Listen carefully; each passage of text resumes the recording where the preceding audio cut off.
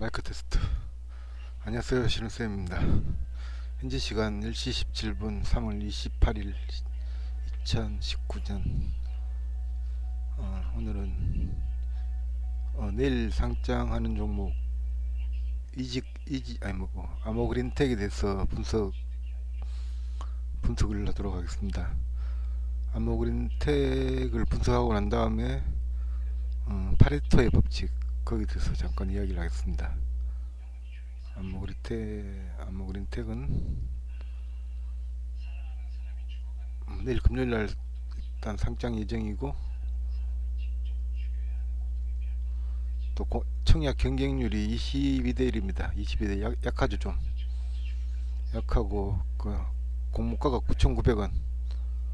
이건 좀 가격 메리트가 좀 있죠. 최근에 몇만원짜리만 계속 상장되다가 9,900원짜리 상장됐으니까 뭐 내일 만 몇백 원에 시작하겠죠, 아무래도. 그리고 이 종목하고 유사한 회사가 LNF, 포스캠텍, 신흥 SEC, 이노스 첨단 소재, 나노신 소재 뭐 이런 종목들이 있고, 그리고 유통 물량은 공모가 아니 뭐 전체 물량 대비 35% 정도, 589만 주, 약 600만 주가 유통되는 종목입니다. 가격 메리트가 있기 때문에 뭐 그렇게 큰 물량이라고는 볼 수 없습니다. 그리고 이 종목이 뭐 하는 종목이냐? 뭐 삽니다. 이거 삽니다는 1,300원에 형성되어 있고, 팝니다는 13,500원, 12,000원 정도 형성되어 있는데, 대충 통박상 내일 11,000원 이하에 출발하겠죠. 11,000원 이하에 출발하고 만원 정도까지 한번 테스트를 할 가능성이 있다고 생각을 하는데, 일단 그건 내일 두고 말겠죠.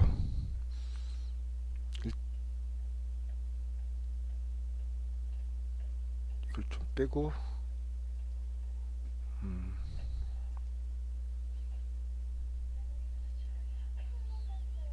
일단 아모그린텍에 대해서 잠깐 투자를 해보면, 회사의 개요를 일단 보면은 뭐하는 회사인지 이거 큰 일단 알아야 되니까.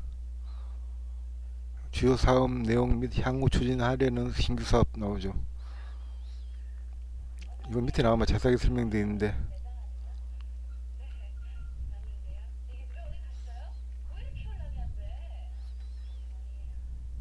당사의 주요 사업은 고효율 자성 소재와 방열 및 나노 멤브레인 소재를 기반으로, 무슨 말인지 모르겠지만은 소재를 기반으로 하는 첨단 소재 부문과 FPCB, 방막 필름, 뭐 플렉스블 배터리 등을 개발하는 기능성 부품 부문과 ESS, 그리고 메틀릭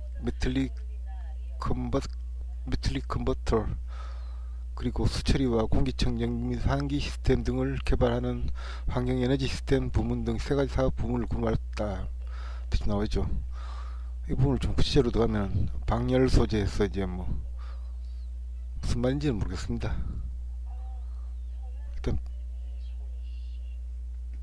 일단 배터리가 있고, 뭐 5G하고 뭐 관련돼 있고, 상용화 등으로 시장이 확대되고 있다. 뭐 5G하고 뭐 관련이 있다는 정도 말만 되겠습니다.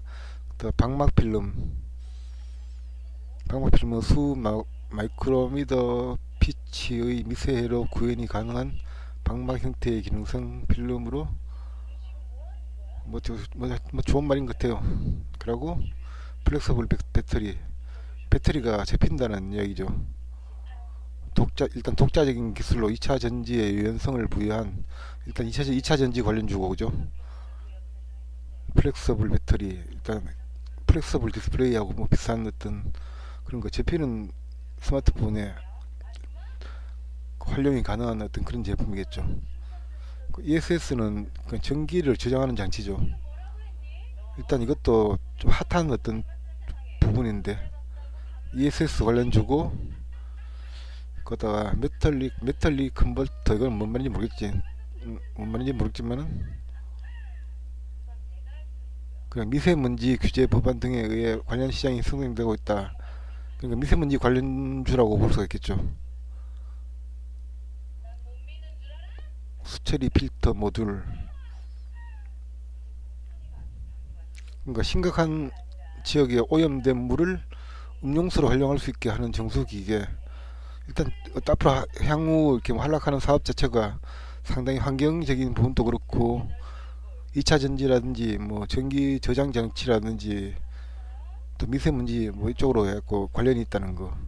그러니까 지금 미세먼지 관련주가 핫한 상태이기 때문에 얘 같은 경우는 그 관련해갖고 관련주라는 어떤 뉴스가 나온다면은 어떤 흐름이 나올 가능성이 크겠죠. 공모 경쟁률은 낮지만은 한번 지켜볼 필요가 있겠다는 생각이 들죠. 이쯤 되면은 실적을 한번 볼까요?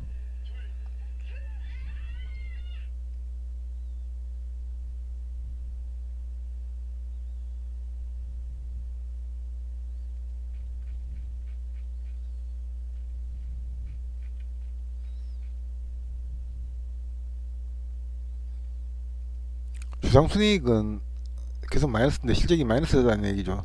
당기순이익이 2015년도에 10억 정도 수익 났다가 2016년도에 50억 손실 나고 2017년도 53억 손실 나고 2018년도는 어떻게 되는지는 모르겠습니다만은 그 실적은 그렇게 좋은 어떤 그런 기업은 아닌 것 같고 뭐 기술 특능 이런 걸로 해갖고 고타 입성하는 그런 기업 같습니다.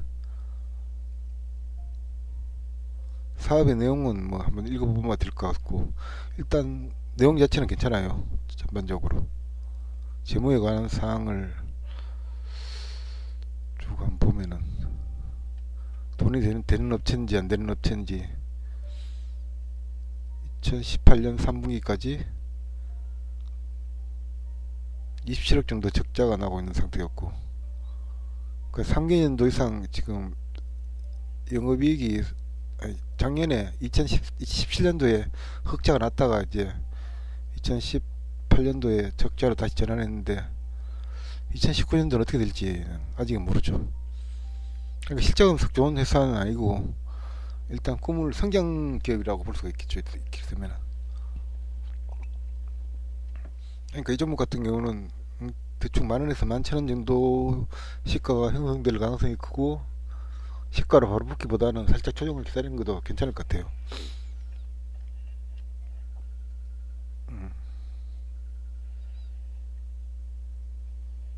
그 이지케어텍 같은 경우 제가 잠깐 언급을 했는 종목이기 때문에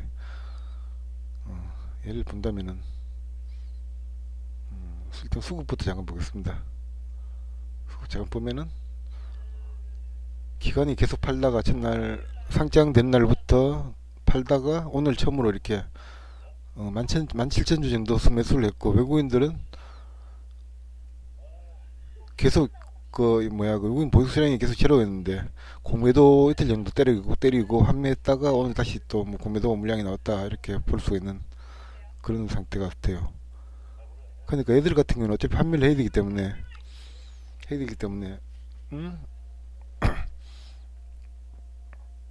그 기간의 매매 동향이 중요할 것 같습니다.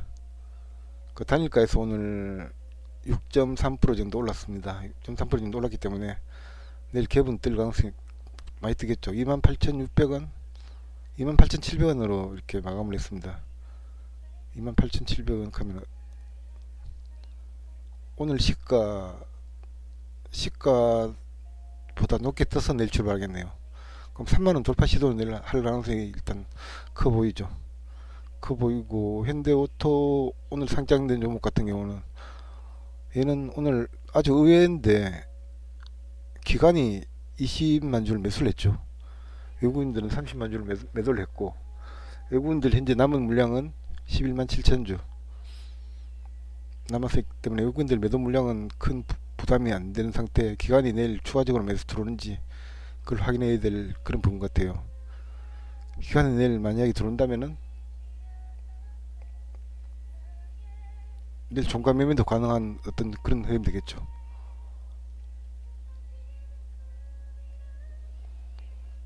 음.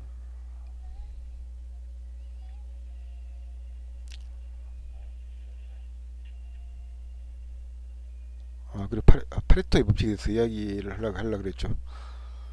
파레토의 법칙은 28 법칙이라고 그래갖고 뭐 상위 20%가 뭐 하위 80%, 백화점을 기준으로 했을 때 상위 20%의 매출이 하위 80%의 매출보다 매출을 뛰어넘는다, 뭐 그런 내용입니다. 다시 다른 말로 하자면은 모든 부는 그냥 상위 20%에 몰려 있다, 뭐 그런 내용인데, 상위 20%까지는 아닌 것 같아요. 그건 너무 넓게 잡은 것 같고, 실제로는 1% 정도 보면 되겠죠.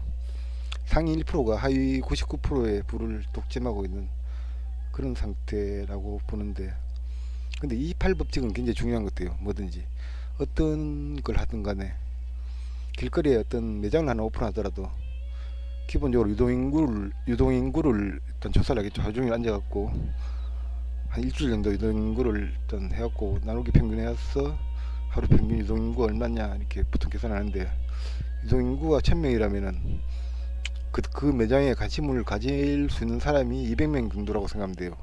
20%. 그 20% 중에서 그 매장에 관심을 가지면서 그 매장 한 번이라도 방문할 가능성이 있는 게 그 20%에서 20%거든요. 그럼 400명밖에 안, 그러니까 1000명 중에 40명,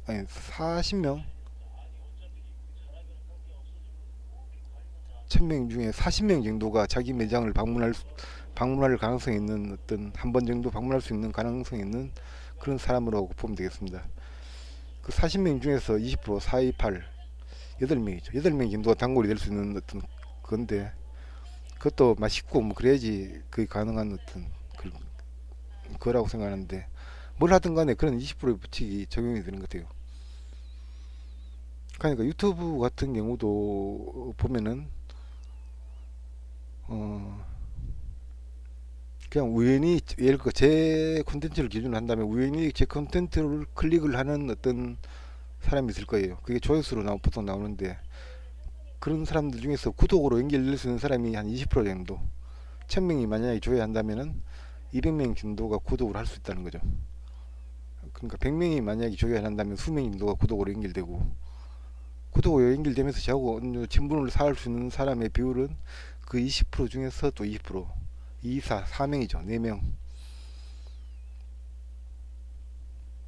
주시장에서 성공할 수 있는 확률로 이걸 또 계산할 수 있는데, 주식하는 인구를 500만 명으로 잡습니다. 우리나라 인구 5천만 명 중에서 10분의 1 정도, 500만 명 정도 주식을 하고 있고, 지금 비공식적인 통계가 전업 투자자들이 한 100만 명 정도 된다 그래요. 우리나라. 큰일이죠. 이거는 부가치도 전혀 없는 어떤 일에 100만 명이 몰려 있다는 거. 최소한 20세 이상의 어떤, 20세 이상, 보통 70세까지 100만 명 인구가 전업 투자에 몰려 있다는 거. 이건 좀 큰일인 일인데, 그 100만 명 중에서 수익을 내는 사람은,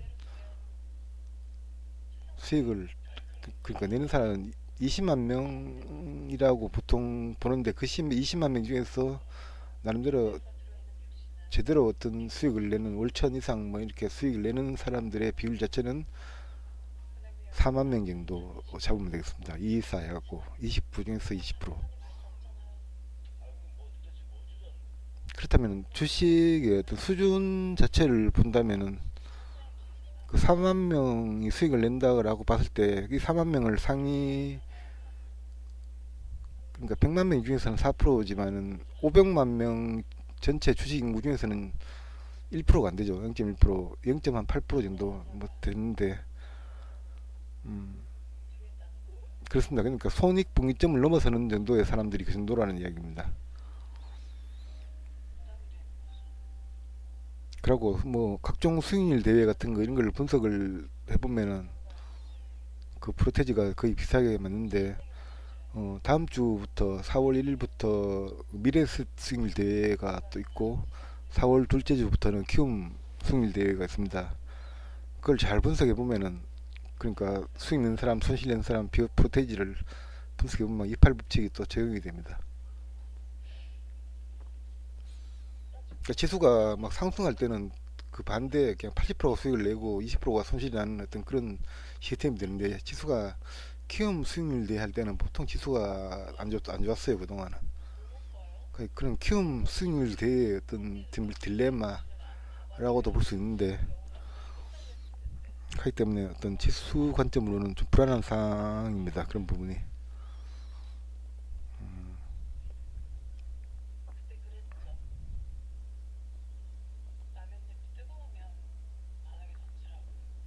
키움 같은 경우는 그래 그나마 수익을 내는 사람들이 좀 많더라고요. 의외로 다른 어떤 다른 증권사보다 이렇게 분석했을 때 제가 수익을 내할 때마다 그런 걸 분석을 하는 편인데 상대적으로 좀 많은 편이지만은 근데 전체적인 비율 자체는 참가자가 일단 기본적으로 많으니까 키움 같은 경우는 각 리그별로 해갖고 뭐 참가자가 굉장히 많습니다. 몇천 명씩 막 되고 하니까 리그별로 그러니까 그 몇천 명 중에서 몇 명이 수익을 내느냐 이렇게 해보면 상대방 상대적으로 많은데 그걸 프로테지로 또 나눠버리면 비싸요 전체적으로. 그러니까 수익을 내는 사람들의 어떤 비율 자체는 1%에서 한 5% 정도 수준에 머물러 있고 월천 정도 수익을 내는 사람들은 0.1%예요. 그러니까 월천을 넘어서는 사람들 월 몇천 이상 억대 정도 수익 내는 사람은 0.01% 0.01% 정도 수준에 머물러 있다는 거.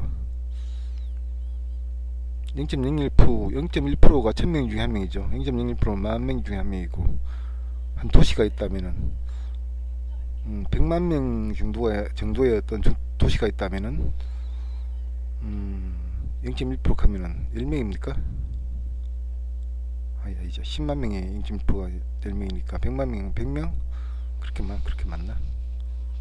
계산을 해봐야 될 것 같은데 지금 암산을 하고 있는데 계산할 여건 안 되고 그건 각자 계산해 보시기 바랍니다. 제 데이터는 틀릴 수 있으니까 그 정도 수준으로 보면 되겠습니다. 그렇기 때문에 주식을 전업을 한다는 거는 맨날 수익 내야 되고 생활비로 써야 되고 참 심각한 문제라고 볼 수 있습니다. 차라리 가치 투자 그러니까 뭐 다른 직장 생활을 하면서 가치 투자 개념으로 접근을 한다. 이거는 상당히 매력적이라고 생각을 합니다. 그러니까 최근에 등록된 신규주 중에서 지노믹트 같은 경우 이야기했지 않습니까? 뭐 대장암, 뭐 방광암, 폐암 진단 키트 만드는 업체니까 이 점 같은 경우도 2만원 2만 5천원 이하로 떨어지고 2만원 정도 수준에서 박스권을 만들어주면은 한번 더 가볼만 하다는 거. 2만원 이하로 빠진다면 그때는 관망을 해야 되겠지만은 근도 수익이라면 어떤 중장기 개념으로 한 2년 3년 보면서 한번 더 가볼만 하다고 생각합니다. 뭐 신라젠처럼 뭐 10만원대로 갈 수 있는 종목이라고 생각을 하는데 그 부분은 지켜보면 알겠죠. 그리고 내일 또 등록된 업체 아머그린텍 같은 종목 같은 경우는 테마주에 엮일 가능성이 굉장히 크죠. 미세먼지 테마에 엮일 수도 있고 ESS 전기 저장 장치 뭐 이쪽으로 엮일 수도 있고 또 아까 수처리 뭐 이쪽으로 오염 그런 거 있죠. 낙동강물 오염 뭐 그런 거 하고 했을 때 뭐 특수건설이라든지 뭐 그런 종목들이 움직이는데 그런데 또 엮여갖고 뭐야 그 흐름이 나올 수 있고 하기 때문에 그런 종목들도 향후 테마로 엮일 만한 종목들은 가격이 좀 많이 떨어졌을 때 사놓으면은 언젠가는 수익이 나게 돼 있죠. 해당 테마에 엮이면은 보통 몇 배는 보통 급등을 하니까. 거기다 미세먼지가 이번 정부에서 뭐 해결을 완전히 한다. 사실 불가능하죠. 이거는 누구든지 기대하지 않을 거고 그렇다는 거는 그게 하루쯤에 그 해결될 수 있는 부분이 좀 아니니까 그죠. 당장 길가에 화석연료를 떼는 어떤 차들 다 없앤다 뭐 공산주의 국가다 이거 그렇게 할 수가 없으니까 그죠. 중국 같은 경우는 마찬가지고 중국은 그런 대로 전기차에 대한 어떤 보조금을 많이 준다든지 뭐 그렇게 해갖고 화석연료 차에 대한 등록비를 많이 거둔다든지 그렇게 해서 이렇게 뭐 관리를 하고 있는 걸로 알고 있는데 걔들도 하루아침에 몇 년 안에 미세먼지를 다 없앤다 이거는 불가능하다고 생각을 하는데 지금 같은 경우도 야당에서 미세먼지 갖고 정부를 많이 두들펴고 하고 있으니까 다음 선거 때 대선 때 뻔하게 나타나는 이슈가 뭐겠습니까? 그러니까 누가 출마를 하든 간에 미세먼지를 없애겠다 하는 공약은 반드시 할 거라고 생각합니다.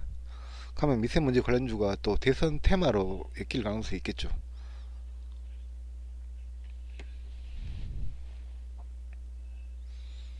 그렇기 때문에 미세먼지나 이쪽은 봐줘야 되고, 또 노인복지 뭐 이쪽으로 해갖고,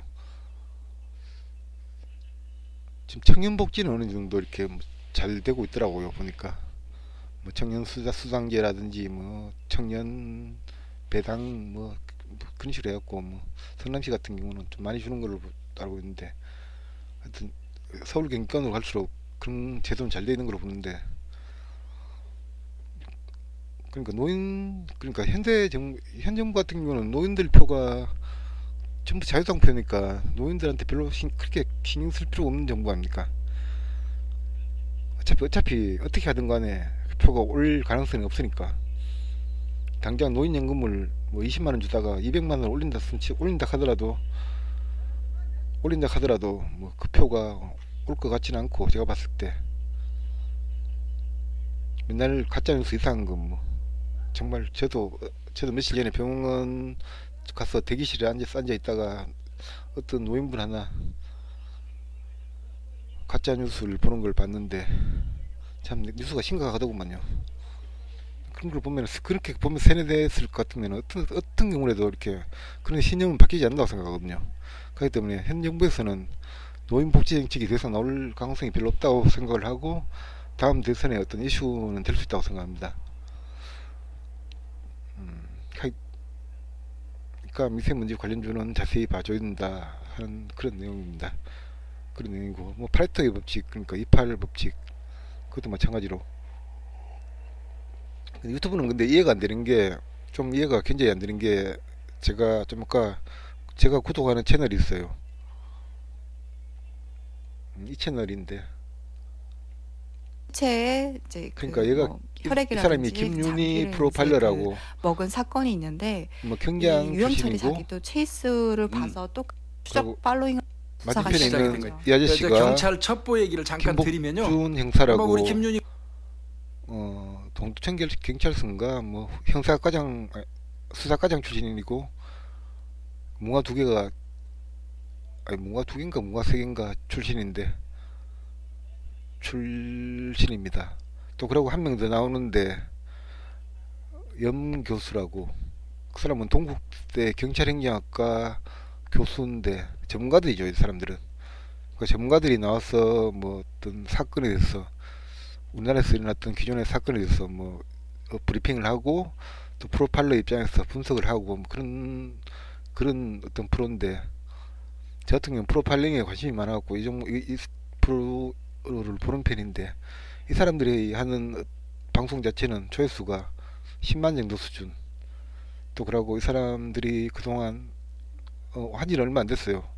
얼마 안 됐지만은 콘텐츠 올린 거 나누기 현재까지 조회수를 보면 평균 조회수가 나오겠죠.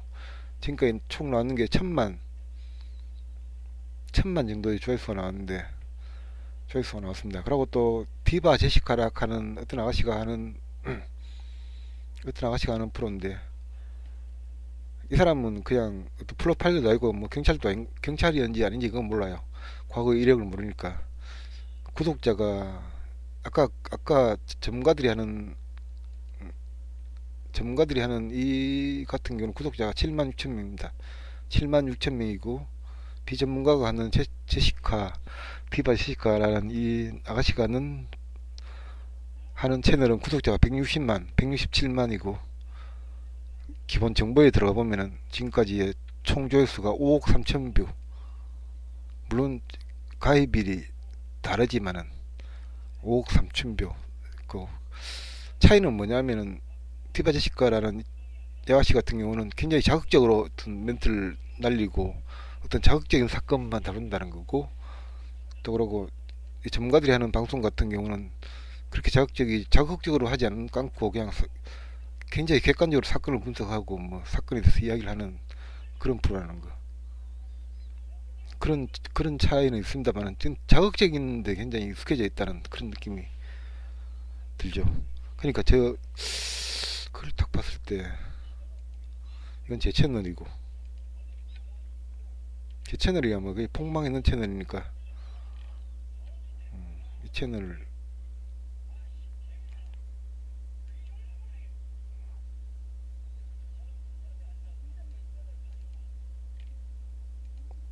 들어가면은 현재 235명 구독자의 조회수 19,000.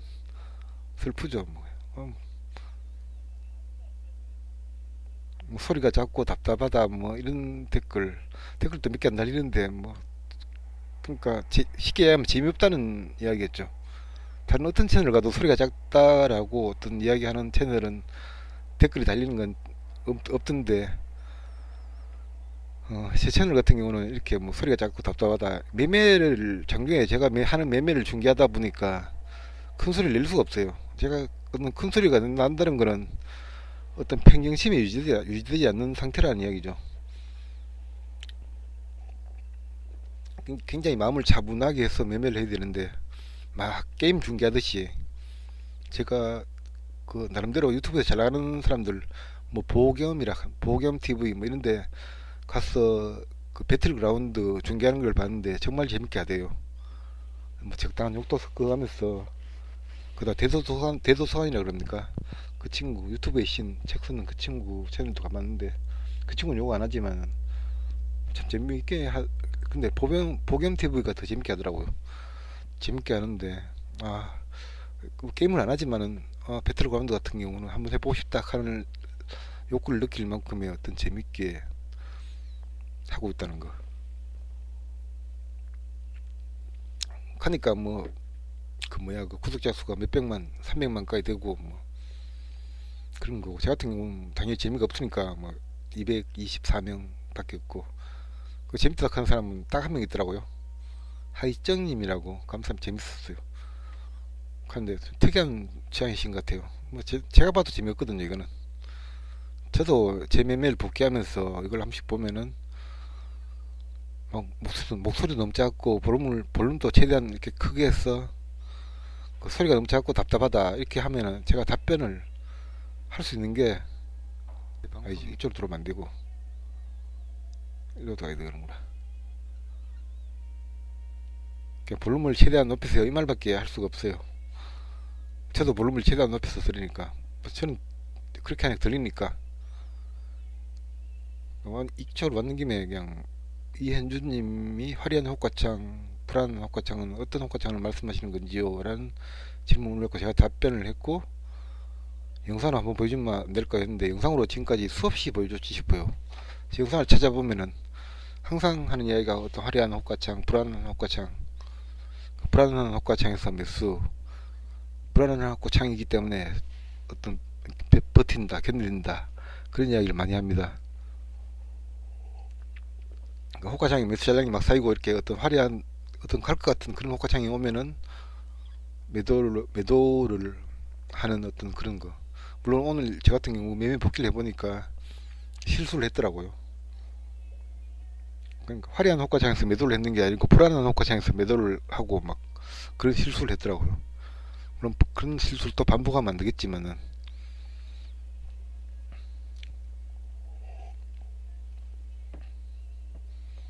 또 말이 셌죠. 어디에서 샜는지 찾아가겠나 이러다가.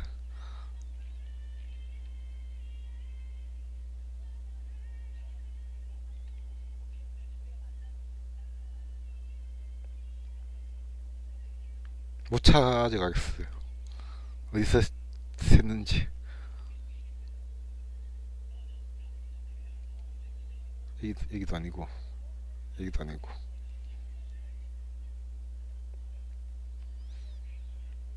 그러니까 전문성이 있느냐 없느냐 이게 중요한 게 아니고, 유튜브 같은 경우는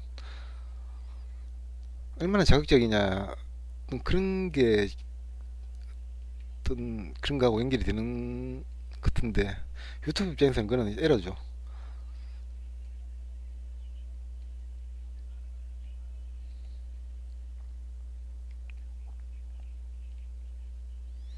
당장 눈앞의 이익보다는 어떤 길게 보는 어떤 그런 어떤 뭐라 합니까, 콘텐츠로 가져야 되는데, 어떤 큰 그림을 봤을 때 근데 당장 자극적인 쪽으로 이렇게 밀어주는 어떤 그런 상태로 계속 가버리면은, 다른 어떤 경기업체 애플에서도 이렇게 뭐 동영상 스트리밍 서비스를 한다 그러고, 지금 넷플릭스도 있고 애플에서 하고 있고 카카오 TV도 있고 네이버 TV도 있고 어차피 이거는 진입장벽이 낮기 때문에 계속 경쟁 업체는 생길 거고 누가 한 사람이 독식할 수가 없는 시장이죠. 네이버 지식인 같은 경우는 엉터리 답변들이 굉장히 많지 않습니까? 그냥 초딩들이 막 답변 올리고 이상한 답변도 많고 뭐 채택해 달라면 그러는데 왜 그 채택이 뭔지 아직까지 이해 못해요. 그러니까 내공 겁니다 하고 뭐 그러는데 내공이 도대체 뭔지, 내공으로 뭐 그걸 환전할 수 있는 건지 아니면 무슨 게임 머니로 환전할 수 있는 건지 그건 모르겠고, 그러니까 네이버 같은 입장에서는 정책을 잘못하고 있다는 생각이 들어요. 그게 어떤 괜찮은 그 콘텐츠를 올리는 사람들한테 뭔가를 해줘야 되는데 그렇지 않으면은 그 사람들이 당연히 딴 데로 떠나게 돼 있는데, 그런 걸 뭐 저 같은 경우는 뭐 네이버에 뭐 그런 글 같은 걸 올려본 적이 없지만은 질문은 올려봤습니다만은, 근데 점점 그런 어떤 뭐야 그 최근 걸수록 어떤 그 답글의 어떤 수준이 떨어지는 것 같아요. 그냥 컴퓨터 하나 보더라도, 컴퓨터 조립하는 거 하나를 보더라도 그 네이버 지식인에서 검색해갖고 막 글러보는 것보다는 유튜브에 와서 컴퓨터 조립하는 사람, 그러니까 뭐 콘텐츠가 있거든요. 그런 걸 직접 보면은 동영상으로 직접 보면서 정말 쉽게 설명이 돼 있고 하기 때문에 다 사람들이 유튜브 보는 것 같아요. 물론 유튜브에서 그런 걸 정책을 잘못 펴면은 또 딴 데로 갈 거고, 그런 거는 앞으로 지켜볼 문제고, 하여튼 말이 어디로 샜는데 지금 못 찾고 있습니다. 사람을 직접 보면서 눈을 맞춰가면서 어떤 강의를 한다면은 앞에 앉은 사람한테 물어보면 되는데 그걸 할 수가 있는 그게 아니니까, 그 어떤 혼자 방송 이게 문제인 것 같아요. 세면은 원래의 길을 찾을 수가 없다는 거.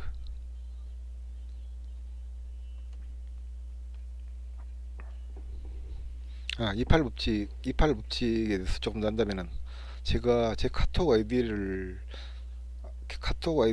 공개를 딱 했는데 어떤 분이 내가 너무 귀찮아지는 거 아니냐, 사람들이 너무 많이 하면은, 그랬을 때 저는 뭐 그렇지 않을 거다고 답변을 달았을 거예요.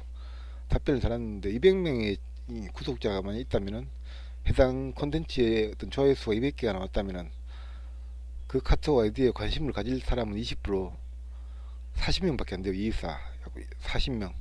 그 40명 중에서 직접 뭐 친구 추가를 할 사람은 4, 2, 8, 8명 정도라고 생각하면 돼요. 딱 그 정도예요. 지금 친구 추가를 했는 사람이 8명이고, 또 그러고 직접 전화 통화까지 해본 사람은 한 명이고, 나머지는 그냥 안녕하세요 뭐 수준, 유튜브 구독자입니다 정도 수준으로 그냥 끝내는 경우고, 한두 명 정도가 장중에 뭐 종목 같은 것도 이렇게 뭐 어떤 종목 호가창을 어떻게 생각하느냐 뭐 그런 질문 한 번 정도 보내는 사람이 2명 정도밖에 없어요. 딱 수준이, 그러니까 8명 중에서 20%하면 8, 26, 1.6명, 딱 2명이죠, 그죠? 그러니까 딱 그 28 법칙이 적용되는 데가 딱 여기에요. 그 28 따지고 보면 100명을 기준으로 해갖고 28 법칙을 적용해버리면 첫 번째 단계 걸러지는 게 20명이죠. 100명 중에서. 그 두 번째로 걸러지는 게 20명 중에서 2, 4, 4명. 4명이 딱 남죠. 그 4명 중에서 최종적으로 남는 사람이 4, 2, 8, 그러니까 0.8명. 한 명 정도. 100명 중에 한 명 정도가 잘 낼 수 있는 사람 딱 1%죠. 그러니까 예상했던 그 28 법칙을 적용하면 예상했던 거와 거의 비슷하게 맞아들어요.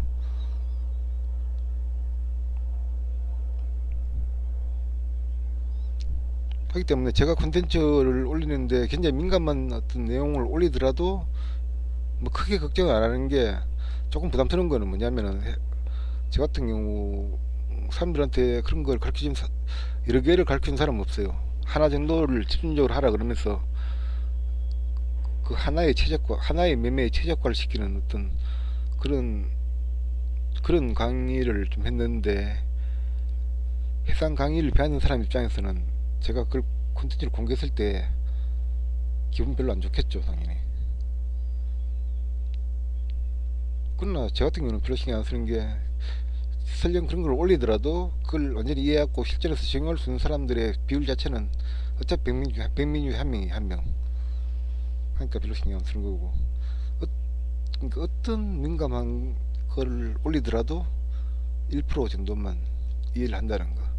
나머지 99%는 그냥 한번 쭉 정주행하고, 정주행까지도 다 하는 사람 별로 없어요. 제가 평균 30분 정도, 제 평균 동영상의 어떤 평균 시간 자체는 40분에서 50분 정도인데, 40분에서 50분 그걸 다 정주행하는 사람도 그렇게 많지 않을 뿐더러 50분짜리 영상을 올리면은 그걸 정주행하는 사람은 5, 20, 그러니까 딱 10% 정도, 100명 중에 10% 정도, 10% 정도고, 그 10명 중에서 또 마찬가지로 한 2명 정도가 한 번 더 관심을 가지는. 그 물론 제 영상 지금 올린 걸 다 녹화해갖고, 어떤 다른 녹화 프로그램 다 녹화해갖고 카테고리별로 이렇게 다 정리해 놓은 사람이 있을 겁니다. 최소한 한 명 이상은 있다고 생각하는데, 그러니까 장중 매매 하는 카테고리를 하나 만들고, 기법 카테고리를 만들고 그렇게 하는 사람이 최소한 한두 명 정도는 있다고 생각하는데, 제가 이렇게 어떤 강의를 하면서 건질 수 있는 사람은 한두 명 정도, 따라올 수 있는 사람은 딱 그 정도라고 생각해요. 그 제가 지금 이렇게 이야기하는 거 지금 37분째인데, 여기까지 어떤 방송을 들었는 사람도 당연히 그렇게 많지 않다는 거. 한 10명? 20명? 이 정도까지. 그러니까 제가 제 아이디를 아마 제 거의 마지막 부분에 올렸을 겁니다. 그러니까 거기까지 온 사람도 별로 많지 않다는 거.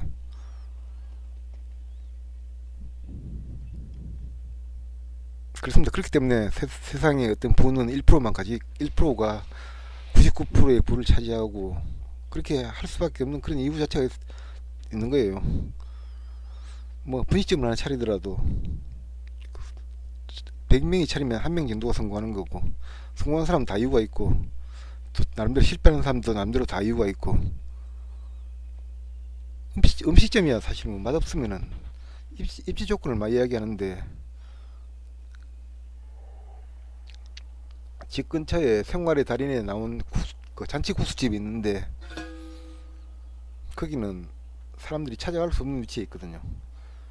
그럼 6차선 도로, 차 그냥 80km에서 100km 정도 달리는 도로, 6차선 도로에 허벌판에 덩그러니 이렇게 그 국수집이 하나 있는데, 슥 지나가다가 그냥 저기네 하고 그냥 슥 지나가 버리는 거. 거길 가기 위해서는 가다가 급제동을 해야 되는 그런 상태의 집인데, 주차장은 꽉 차 있고 알고 찾아가는 거겠죠. 입지 조건이 중요한 게 아니고 맛이 중요한 거죠. 어차피 맛은 어차피 다 공개되어 있습니다. 지금 인터넷 레시피, 정말 비법이라고 할 만한 레시피도 다 공개되어 있고, 다 무슨 음식이든 간에 다 공개가 되어 있어요.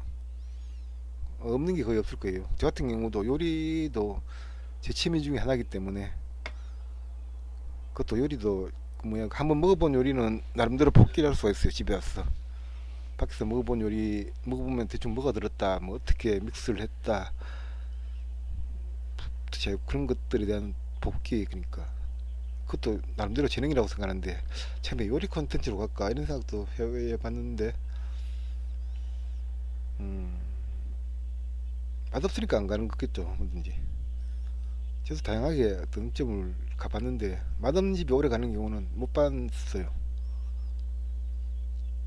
근데 문 닫으면서 경기 탓하고 최저임금 올랐는 거 탓하고 자기 탓을 안 해요. 자기 탓을 해야지 발전을 하는데, 그죠? 왜 안 되는지에 대해서는 자기 탓을 해야지 시장 탓을 하고, 우리 같은 경우는 시장이 안 좋았기 때문에 손실을 본다, 수익 보는 사람도 있는데, 오늘 같은 경우는 코스닥 1.2% 하락했지만 수익 볼 만한 종목들은 굉장히 많은 걸로 기억나고, 종가 매매할 종목도 괜찮게 있었고, 현에 단일가에서 괜찮은 종목들 많았고, 내일은 또 어떻게 될지 모르지만 미국장이 적당히 조정받았기 때문에 내일 같은 경우 미국장은 어떤 반등할 가능성이, 오늘 또 어제 반등했죠. 오늘 또 크게 나쁘진 않을 것 같은데 나빠도 상관없고 뭐. 그러니까 아무리 장이 어려워도 다 수익 낼 자리는 있거든요. 9.1 테러가 일어나고 그 다음날 거의 모든 종목들이 하한가 근처에서 놀고 있고, 하한가고 이럴 때도 상한가 간 종목도 있었고, 뭐 물론 금 관련주였죠 그때는. 그러니까 어떤 시장에서 수익을 낼 수가 있어요. 어떤 기다림이라든지 매매에 대한 어떤 이해만 제대로 하고 또 충분히 기다릴 수 있다면, 자기 타점이라는 이야기를 많이 하던데, 자기 타점이 올 때까지, 저는 그 단어에 익숙하지가 않는데, 자기 매매 포지션이 올 때까지 기다리는 매매, 그 말 수 있다면. 또 말이 새는데 정말 말이 새는 거 이거는 어떻게 할 수가 없네. 만나는 사람마다 지적을 하는데,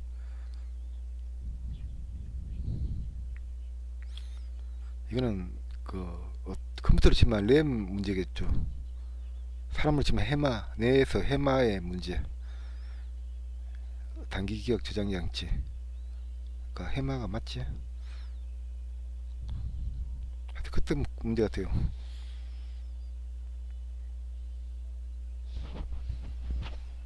이상으로 마치겠습니다. 지금 42분 동안 시청하신 분들 일단 수고하셨고, 영어로 Thank you watching, Thank you watching 뭐라고 적혔던데 방송 보면은. 자, 수고했습니다.